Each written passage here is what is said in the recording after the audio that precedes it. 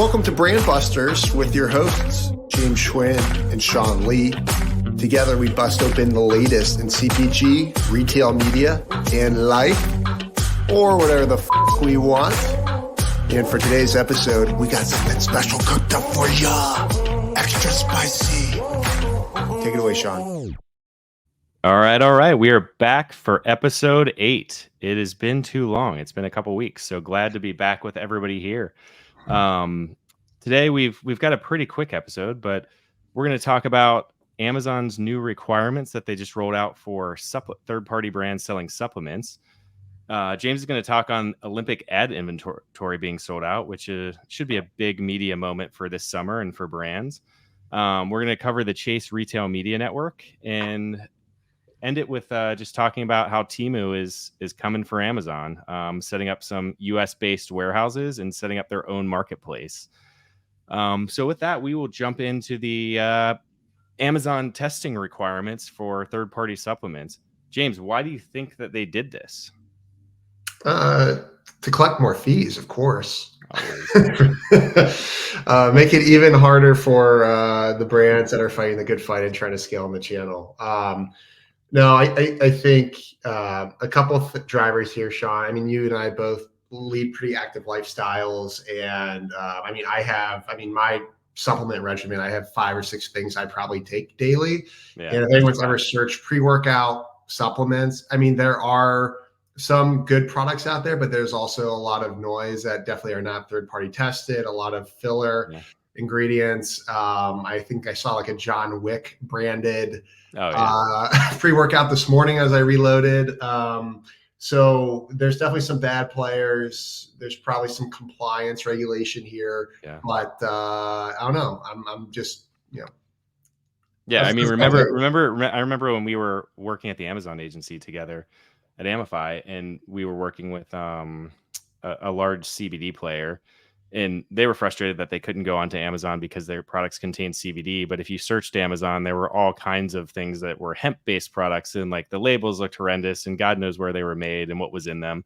So, I mean, it's probably a long time coming, especially with the wild west of supplements. Obviously, if you buy from good brands that do their own third-party testing and publish it, probably no problem. But there's a lot of brands that are Amazon only or that you've never heard of before that I think it gets a little dicey.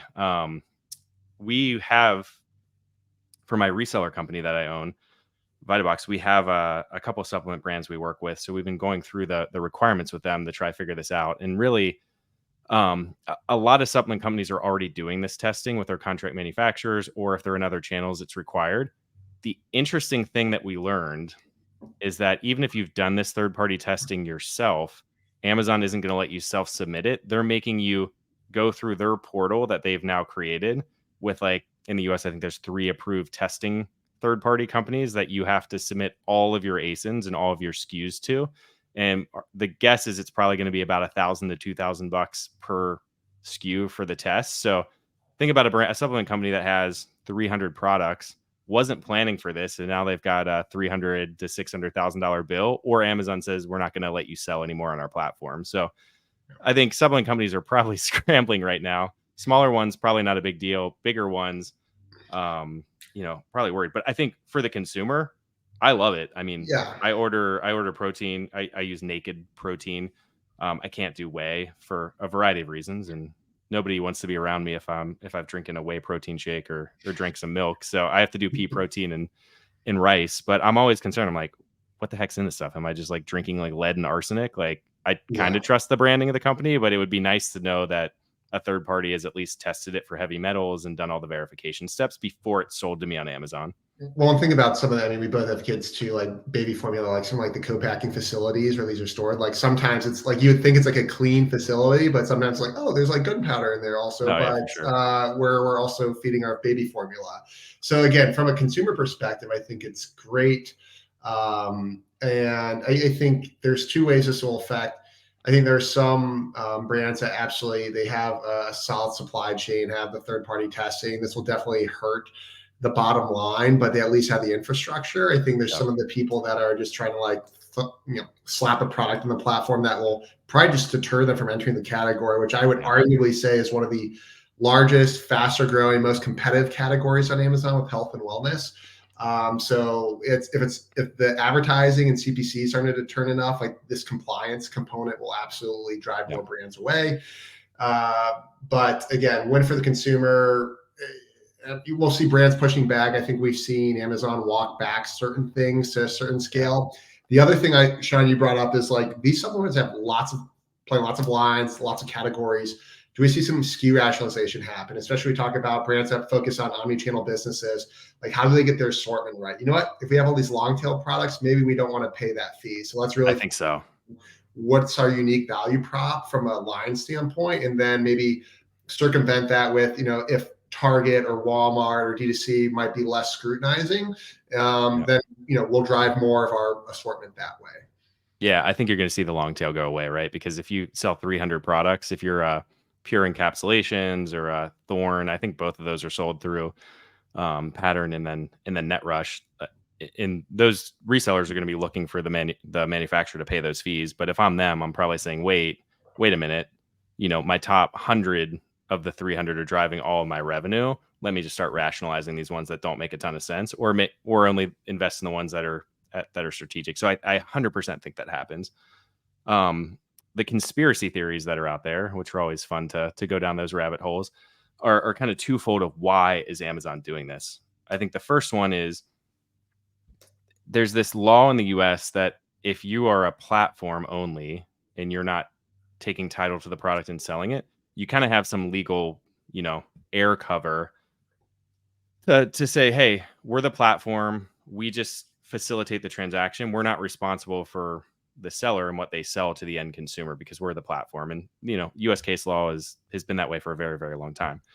The interesting thing that I've heard, especially around supplements, is when you're a third-party seller on Amazon, if Amazon offers subscribe and save on your product, Amazon will kick in funding up for that subscribe and save. So if it says save 10% off if you subscribe, Amazon might kick in 5% of that 10%. So they've now become a party to the transaction, which would then, in theory, they could be sued and be liable for the products that are being sold, because now they've not just been a platform, they've contributed monetarily to the transaction with the discount. So there's a theory that this is why Amazon's doing this, because there's a huge legal risk if a savvy lawyer wanted to test that hypothesis and take them to court. So that's conspiracy theory number one. I think the second piece is Amazon has recently launched their own supplement brands or their private label. So is this a way to get the small players out and, make it the big branded players in Amazon, and Amazon can rapidly start taking market share from the ones that move themselves or self-select out of the marketplace?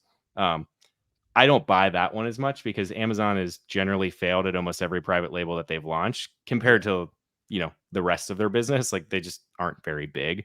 So I don't think that's the driver. I think it's more the legal risk of, if somebody really starts challenging it, do they become liable for all these wild west supplements that are being sold on the market? Some might contain actual hormones, testosterone, lead, arsenic.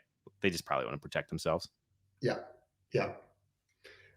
I agree. And they have enough legal fees probably being incurred with the antitrust suits. What other litigious battles that they have domestically and abroad. So, well, speaking of sketchy supplements, I heard that Peter Thiel was going to start a competitor to the Olympics where all the athletes could dope and then just see who's the best athlete, like with the most doping possible, which I think would be pretty damn entertaining. But that's not what we're going to talk about. We're going to talk about the Olympics, which is the clean one, unless you've watched some of the blood doping documentaries like Icarus on Netflix, where some KGB agents in Russia were like changing out blood tests and doing everything in real time. So maybe it's not that clean, but Olympic inventory, it's a big world event. It's always a big marketing event. It was when I was at P&G. It just sold out. James, what are you hearing about it? Yeah, so the running tab is about 1.2 billion in Olympic ad sales with just under 100 days to go, which is kind of a record both from ad sales standpoint and also just the pace in which it's sold out. So this broke ad revenue Olympics history. I think we're seeing a trend here, right? I think we've reported on similar things in past episodes on Super Bowl ad inventory selling out faster than ever. And I think there's a lot of drivers here. So this is the first time that the ad inventory for Olympics is available programmatically. I think you're seeing more gender equity in sports. I think like Caitlin Connor and the NCAA women's basketball championship exceeding the viewership for the NCAA men's championship. You're seeing more female interest in the NFL with the likes of Taylor and Travis. So I think there's a lot of buzz happening in terms of trying to get, penetrate and appeal to a different audience that maybe tuned in prior.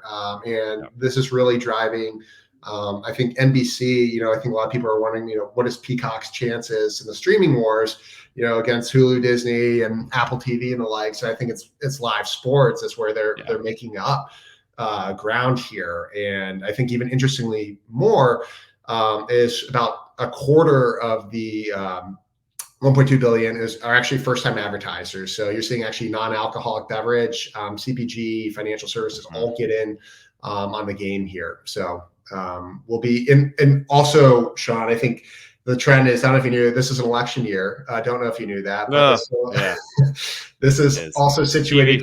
TV costs should go up this year. It's not a great time to be buying TV ads. This is also situated, I think, just before between the Democratic National Convention, Republican National Convention as well. So I think we're going to see, I talked about the categories that are first-time advertisers account for a quarter. I think we're going to see some political ads as well. I think we will too. The year that it is. Oh my gosh. I think there'll probably be, I think each campaign is going to spend over $1 billion this year on political advertising. So I'm sure from about August to November, all we will see is political advertising anywhere and everywhere that we look. So not a great time for a marketer to be buying ads, but this might be the one reprieve before the chaos going into the fall of only political ads. I think it's interesting. I'm going to go contrarian here and be a little bit more skeptical of the Olympics versus the Super Bowl or even like Caitlin Clark's women's NCAA finals and other big sporting events. I think it's really long. I think in a world where nobody has any attention anymore, I think the opening ceremony, the closing ceremony, and maybe some of the big events like the basketball championship, some of the swimming stuff that in gymnastics that people get into, I like buying ads there. I think people will watch live.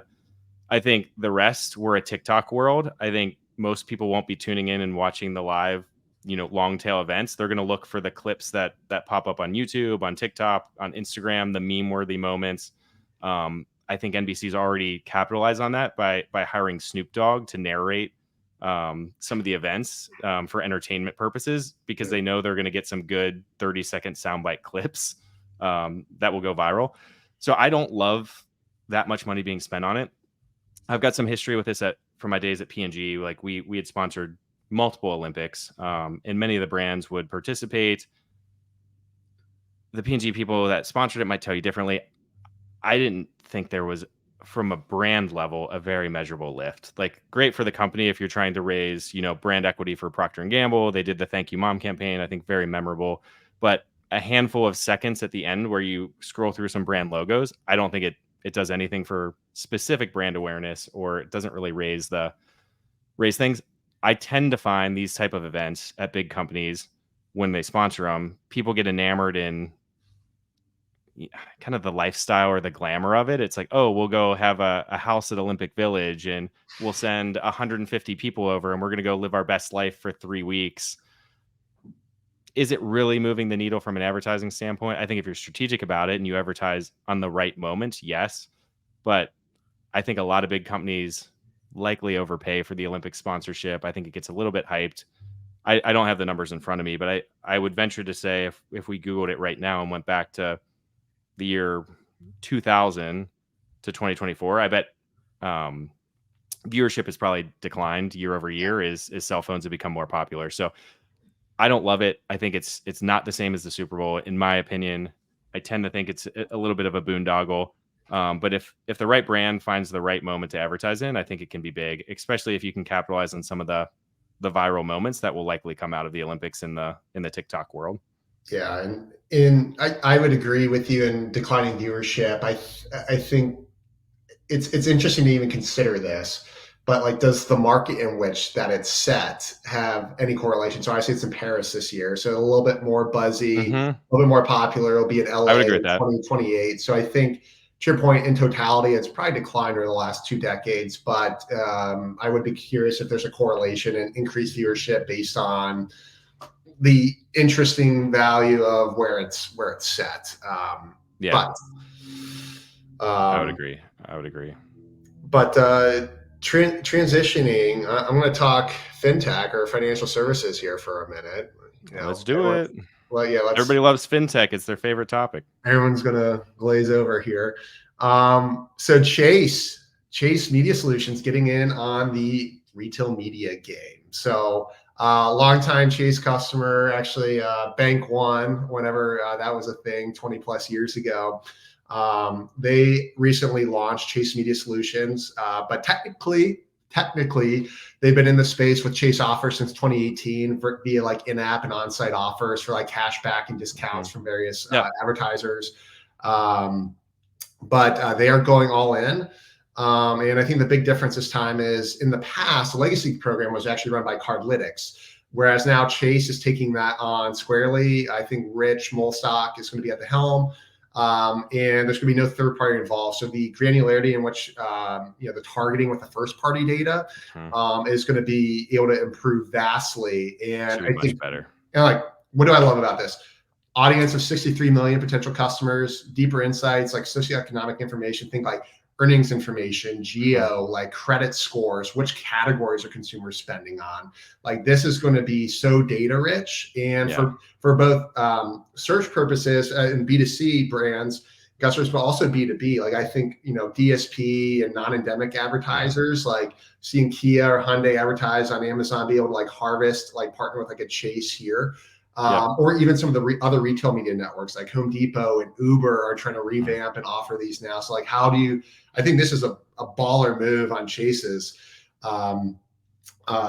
place here. And I'll be curious, like, do other banks follow suit? Because I think they can win big with other retail media networks, with brands, B2B and B2C, and really drive a lot more richer insights to drive spend. Yeah, I think I agree. I agree with all of that. I think 2 big thoughts for me on Chase having a retail media network. One is the fact that they have your actual debit card and credit card data. And if Target wants to retarget people that have bought at Target but are maybe lapsed, like, amazing data that they have that they can go do that.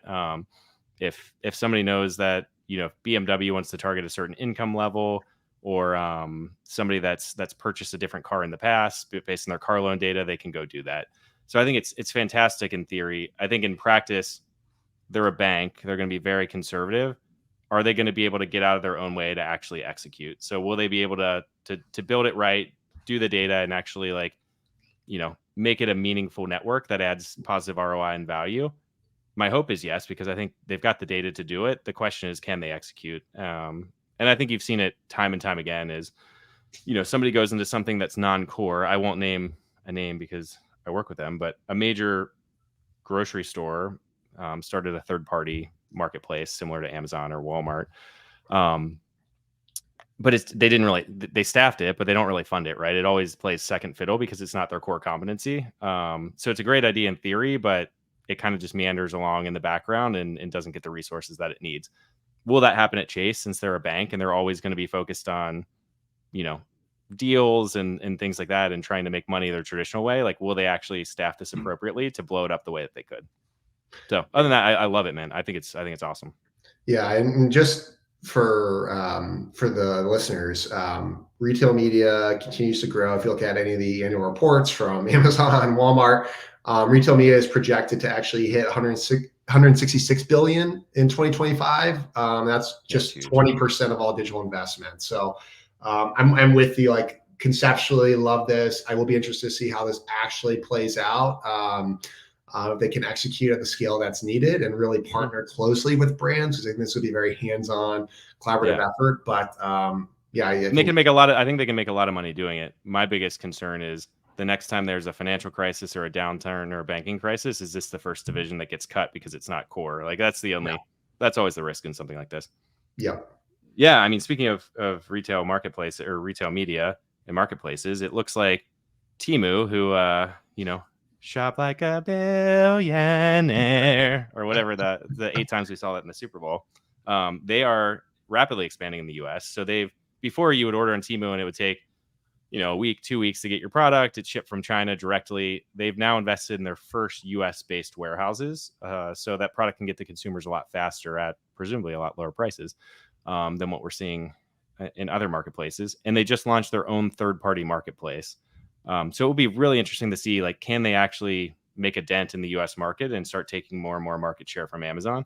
I think Amazon's probably scared of Shein and Temu, and it'll be interesting to see how they react. But no major update other than that. But James, what do you think? Do you think they can make headwind?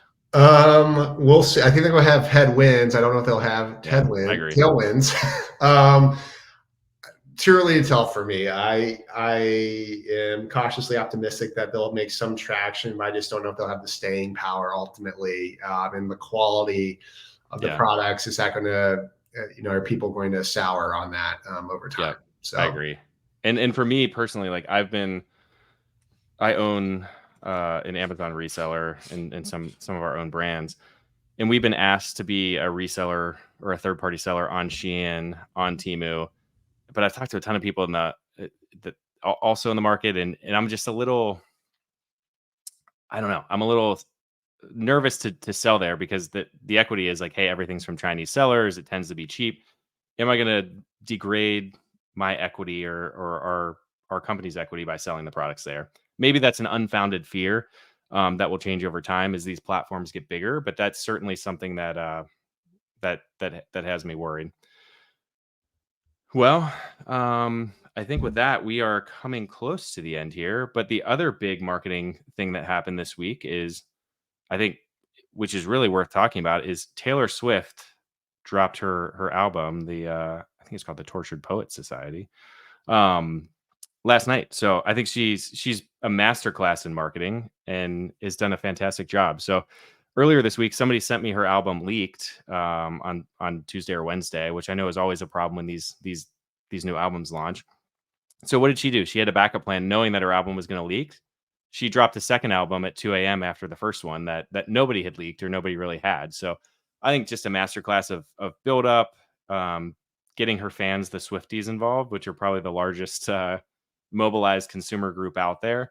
And she's really just dominated news media. I mean, it was like people were live streaming the album release last night, like they were live streaming the Super Bowl. She's really become that big of a cultural icon. And then today, all the memes and people, breaking down her lyrics and who she's talking about, she's really dominated the conversation. And I think from a marketing and business standpoint, there's nobody probably in the history of music that has done it better than Taylor Swift. From her $1 billion tour to really just knowing how to capitalize on these launches and own the conversation and really mobilize her fan base, which is, I mean, with her staying power, seems to be getting bigger and bigger. My 5-year-old daughter is a huge fan. My wife, who's in her 30s, is a huge fan. I mean, her audience is growing bigger, and she knows how to keep people engaged and capitalize on it. And I think the one thing that I would take away, whether you like Taylor Swift's music or not, is it goes back to the kind of the P&G inside of, like, can you connect with somebody on a human level with a human insight? And whether you like her music or not, she writes lyrics that connect emotionally with a large audience. And I think that's why she's had so much staying power, continues to grow old and young followers. And when she launches an album, you've got the New York Times staying up until midnight and live tweeting and live streaming updates about it for 3 hours. And if you log on to Twitter, or X as they call it now, the next day, that's all everybody's talking about. And they're trying to decode her lyrics. I mean, I think she's just a masterclass in marketing, and probably the most successful artist, male or female, to do it in, quite some time, or at least in this digital age. Yeah. And apologies to everyone. Sometimes life calls. Thermostat crashed here, so I had to go step away and give Sean some FaceTime and Floor. Yeah, and I literally just I wasn't planning to talk about Taylor Swift, but I just launched into like a 5-minute monologue about Taylor Swift's marketing masterclass. So well, I don't know Swifties, if you're listening, give us a follow, give us a review on the podcast. Yeah, yeah. Well, I'm going to go back and listen now to see what was shared. But I don't know if you hit on this, but speaking of Swift, maybe got to interact with her potential future brother-in-law last week. So Yeah. Sean and I are part of an organization that celebrates 125th anniversary, and Jason Kelsey is actually part of that as well. And Jason and Travis, no Taylor sighting. We're actually at UC's campus last Thursday to do their New Heights podcast. I think they've got a little bit more of a following than BrandBusters, but we're on their tail. Yeah, we're trying to catch up. But that was a really good event. Jason's just an upstanding guy. Got to put my beer chugging skills to work. I'm a lot of practice, like a decade plus, but lost as you would project. And yeah, Jason's retired now, so when we were in college, Jason could probably chug a beer in two to 4 seconds, maybe. Yeah. And probably can still do that. So he hasn't lost a step. And it seems like retirement's going well for him. Yeah. But yeah, I mean, yeah, it was awesome. I mean, I think I saw the Twitter debate last week too, just kind of going back to marketing, how this all ties back into marketing. I think the Kelsey brothers have done a fantastic job. I mean, you have the Manning brothers that kind of were the first that started to do it. I think they've taken it to a whole nother level with their entertaining podcast and really just being themselves. It was funny on Twitter, as you can tell, I'm kind of addicted to Twitter, but on Twitter, it's where I get all my news and happenings. But everybody was outraged that Travis Kelsey had chugged a beer as he was getting his diploma from UC, and most people didn't realize it was a stunt for his podcast, not an actual graduation ceremony. And I think he did exactly what he wanted to do. It's kind of the Donald Trump mentality of like no press no press is bad press. So whatever it is keeping you in the spotlight is only going to make you bigger and more popular. And it's funny to see people debate like, oh, he shouldn't have done that. That's disrespectful to the university. But when you take a step back and kind of look at both the Kelsey brothers' personalities and what they've done with their podcast, I think one, they're relatable and real and kind of shoot it to you straight. But two, their public persona, it's almost like they've modeled after like The Rock or Stone Cold Steve Austin from WWE. They've created these personalities, or I guess Logan and Jake Paul. They've created these personalities that are their media personalities that are larger than life, right? Like I got to go grab the microphone and say, you got to fight for your right to party, and I got to chug a beer in this thing, because they know in the world of everything going viral, like that's what's going to get the 15 to 30-second clip, and that's what's going to have people on both sides being outraged and also defending them. And all the while they can kind of hang out and be their true selves outside of these personalities and just rack up views and become more and more popular. So again, as we talk about Taylor, I think the Kelsey brothers, it's kind of funny that they're like a match made in heaven right now, have also found a way with a different demographic to really do marketing well and stay relevant culturally, just like Taylor's done. So it'll be interesting to see how the two of them, with their combined forces and minds together, only take it to the next level. Until, of course, that they break up and she writes a fantastic breakup album. I know things. Would I want to be a Taylor Swift ex? No, unless I was getting some of the royalties from said distribution. No, I would not. But no, I agree. I think in any pushback, I think people are a little bit too sensitive and real. I think they're massive advocates for the university. We don't have to be vanilla cookie cutter. The amount of buzz that they drove in alumni engagement and people coming back to campus and having this resurged interest in the university and athletics, especially in the world of NIL. I mean, I think these are, they play the role well. They weren't, they're not traditional academics. Like they're athletes and just normal guys that excel in their field, and I think are amazing ambassadors for the university. So if you're in an uproar about them chugging a beer on stage at their own podcast, like go take a hike. Yeah, that's how I feel too.